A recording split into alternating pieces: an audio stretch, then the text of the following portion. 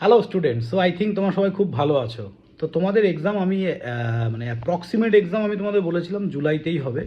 First week ধরে রাখো, আমার যা মনে হচ্ছে এখন যে জুলাই ফার্স্ট উইকেই তোমাদের এক্সাম হবে। অলরেডি আজকে আমাদের 10-12 তারিখ হয়েই গেল, আর কবে হবে এক্সাম? তো ধরে রাখো তোমাদের জুলাইতেই এক্সাম হবে, জুলাই ফার্স্ট উইক। এখনও 20 দিন, ধরো এক্সামের 7 দিন, মোটামুটি 1 মাস আমার কাছে টাইম এখনও আছে। 20 দিন ধরো, 20 দিন পরে যদি এক্সাম স্টার্ট হয়, তো আপাতত 20 দিন আমার কাছে আছে। এই মুহূর্তে দাঁড়িয়ে এখনও আমি বলছি ফার্স্ট সেমিস্টারে প্রচুর সাপ্লি এসছে।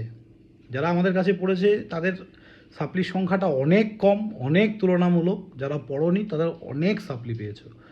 তো যা বলবো, যারা এখনও অ্যাডমিশান নাওনি, as early as possible admission নিয়ে নাও। অলরেডি সাজেশনস কিন্তু যারা পেইড স্টুডেন্ট তাদেরকে দেয়া হয়ে গেছে।